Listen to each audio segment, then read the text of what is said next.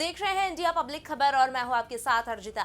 भारत के नक्शे को लेकर एक बार फिर छेड़छाड़ की खबरों से पूरे देश में गुस्सा देखने को मिल रहा है।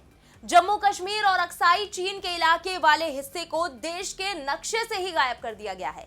आप सोच रहे होंगे कि यह हिमाकत या तो पाकिस्तान ने की होगी या फिर चीन ने, नहीं तो फिर शायद बांग्लादेश ने। लेकिन अगर आप ऐसा कुछ भी सोच रहे हैं तो हम आपको बता दें कि आप पूरी तरह गलत हैं। जी हाँ, क्योंकि ये शर्मनाक हरकत देश के बाहर नहीं बल्कि देश के भीतर ही हुई है, जिसने देश की सियासत को पूरी तरह से हिलाकर रख दिया है।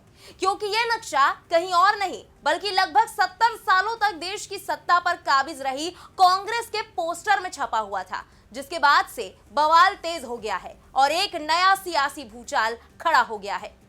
कर्नाटक के बेलगावी में एक तरफ आज कांग्रेस अपने 100 साल पुराने इतिहास को फिर से जीवंत कर रही थी, तो वहीं दूसरी तरफ उसी के पोस्टर्स में भारत के गलत नक्शे को लेकर जो तूफान उठा, उसमें कांग्रेस बुरी तरह फंसती नजर आ रही है। महात्मा गांधी की अध्यक्षता में सन 1924 में आयोजित कांग्रेस कार्य समिति की बैठक की 100वीं वर्षगांठ के मौके पर बेलगावी में कांग्रेस की विशेष बैठक आयोजित की गई। इस कार्यक्रम का मकसद पार्टी की नीतियों, कार्यक्रमों और आगामी चुनावों के लिए रणनीतियों पर चर्चा करना था। इसी को लेकर कांग्रेस पार्टी के कर्नाटक के बेलगावी में आयोजित किए गए विशेष अधिवेशन के बैनरों और होर्डिंग्स में भारत का एक नक्शा छपा था, जिसमें पाकिस्तान के कब्जे वाले कश्मीर यानी कि पीओके और अक्साई चीन का क्षेत्र गायब था। इस नक्शे में भारत का बाकी हिस्सा सही तरीके से प्रदर्शित था, लेकिन पाकिस्तान के कब्जे वाले कश्मीर और अक्साई चीन के इलाके को ना दिखाकर इसे पूरी तरह से अधूरा बना दिया गया था। कांग्रेस के इस अधिवेशन में सोनिया गांधी, राहुल गांधी और प्रियंका गांधी समेत पार्टी के कई प्रमुख नेताओं की तस्वीरें भी इस पोस्टर में लगी हुई थी।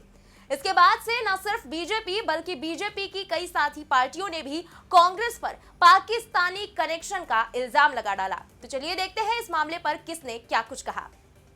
बीजेपी सांसद सुधांशु त्रिवेदी ने प्रेस कॉन्फ्रेंस करके कांग्रेस पर निशाना साधा और बेलगावी में कांग्रेस के नए पोस्टर पर सवाल उठाए। सुधांशु त्रिवेदी ने कहा कि बेलगावी में कांग्रेस द्वारा आयोजित कार्यक्रम में उन्होंने जो भारतीय मानचित्र लगाया है, उसमें पाकिस्तान के कब्जे वाला कश्मीर और अक्साई चीन नहीं है। वो पहले भी ऐसी हरकतें कर चुके हैं, इसलिए मैं अपना दर्द व्यक्त करना चाहता हूं। अब ये स्पष्ट हो गया है कि जो ताकतें भारत को तोड़ने की कोशिश कर रही हैं, उनके साथ कांग्रेस का संबंध अब साफ हो गया है।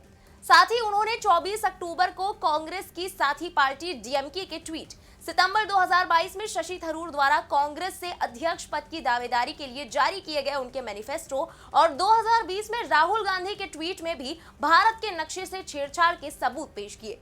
इसी कड़ी में बीजेपी प्रवक्ता शहजाद पूनावाला ने भी कांग्रेस पर जबरदस्त हमला बोला और कहा कि ये कांग्रेस की भारत तोड़ो टुकड़े टुकड़े वाली मानसिकता है। जिस तरह से उन्होंने बेलगावी कार्यक्रम में विकृत मानचित्र रखे हैं, जिसमें वो जम्मू कश्मीर को पाकिस्तान और चीन का हिस्सा दिखा रहे हैं, ये कुछ ऐसा है जो कांग्रेस ने बार बार किया है। पाकिस्तान के इशारों पर गाना और जम्मू कश्मीर को पाकिस्तान को सौंपना कांग्रेस का एजेंडा रहा है और आज यह मानसिकता एक बार फिर उजागर हो गई है। वही अपनी एक्स पोस्ट में भी शहजाद पूनावाला ने लिखा कि कांग्रेस ने एक बार फिर पाकिस्तान का राग अलापा। बेलगावी में अपने कार्यक्रम में विकृत नक्शा दिखाकर भारत की एकता और संप्रभुता के प्रति अनादर दिखाया, जिसमें कश्मीर को पाकिस्तान का हिस्सा बताया गया। वो भारत जोड़ो या संविधान में विश्वास नहीं रखते बल्कि भारत तोड़ो में विश्वास रखते हैं। इल्हान उमर से मिलना, 370 का समर्थन करना, जम्मू कश्मीर को पाकिस्तान का हिस्सा दिखाना। सोनिया गांधी एक ऐसे संगठन की सह अध्यक्ष हैं जो कश्मीर को भारत से अलग करने का समर्थन करता है, संयोग नहीं बल्कि वोट बैंक का उद्योग। उधर कर्नाटक विधानसभा में नेता प्रतिपक्ष सी नारायण स्वामी ने भी कांग्रेस पर तंज कसते हुए कहा कि बताइए, नेहरू जी ने क्या किया? पूरे देश की सीमा में, चीन की सीमा में हमने चीन को कितनी जमीन दे दी? ये कांग्रेस ने और नेहरू जी ने किया। वो पहले कहते थे कि उस जमीन पर कुछ नहीं हो सकता, वहां घास भी नहीं उगेगी। अब सियाचिन छोड़कर, पीओके छोड़कर वहां झंडा गाड़ दिया। उनके दिमाग में क्या है? साथ ही जम्मू कश्मीर के पूर्व डिप्टी सीएम और बीजेपी नेता कविंदर गुप्ता ने भी कांग्रेस के पोस्टर पर तीखा हमला किया। उन्होंने कहा कि ये कोई नई बात नहीं है। 1947 में कांग्रेस पार्टी ने भारत का विभाजन किया था और वो आज भी इसी तरह के विचार रखते हैं। भारतीय संसद ने पहले ही एक प्रस्ताव पारित कर दिया है, जिसमें कहा गया है कि पीओके सहित पूरा कश्मीर भारत का अभिन्न अंग है और उसे वापस लिया जाना चाहिए। कांग्रेस के नेता पाकिस्तान जाकर समर्थन मांगते हैं और उनसे अपने साथ खड़े होने के लिए कहते हैं, जो स्पष्ट रूप से पाकिस्तान के साथ उनके गठबंधन को दर्शाता है। ये कृत्य राष्ट्रीय अपराध से कम नहीं है। कांग्रेस पार्टी लगातार वोट बैंक की राजनीति में लिप्त रही है। इसी कड़ी में शिंदे गुट वाली शिवसेना की तरफ से भी इस मामले पर कड़ी नाराजगी देखने को मिली। शिवसेना नेता कृष्णा हेगड़े ने तो कांग्रेस पर मुस्लिम पार्टी होने तक का आरोप लगा डाला और कहा कि कांग्रेस अब मुस्लिम पार्टी बन गई है और ये बहुत शर्म की बात है कि उन्होंने देश का नक्शा बदलकर पाकिस्तान के हाथ में कश्मीर दे दिया। मेरा मानना है कि इससे अधिक शर्मनाक और राष्ट्र विरोधी कोई काम नहीं है और जिन लोगों ने ऐसी साजिश रची उनके खिलाफ कानूनी कार्रवाई और राष्ट्र विरोधी कार्यवाही होनी चाहिए। इसके अलावा संजय शीर्षत ने कहा कि जैसा कि आपने देखा होगा, कांग्रेस पार्टी कभी भी भारत को एकजुट नहीं रखना चाहती थी। आपने देखा होगा कि पाकिस्तान का विभाजन कांग्रेस के शासन के दौरान हुआ था। कांग्रेस ने कभी भी देश के कल्याण के लिए काम नहीं किया। उनका एजेंडा हमेशा यही रहा है कि देश को कैसे विभाजित किया जाए, जातियों के बीच कैसे मतभेद पैदा किए जाए और कैसे संघर्ष पैदा किए जाए। हालांकि इन सबके बीच बवाल बढ़ता देखकर कांग्रेस ने इस बैनर को हटा दिया, तो वही कांग्रेस की तरफ से इस पर सफाई भी सामने आई।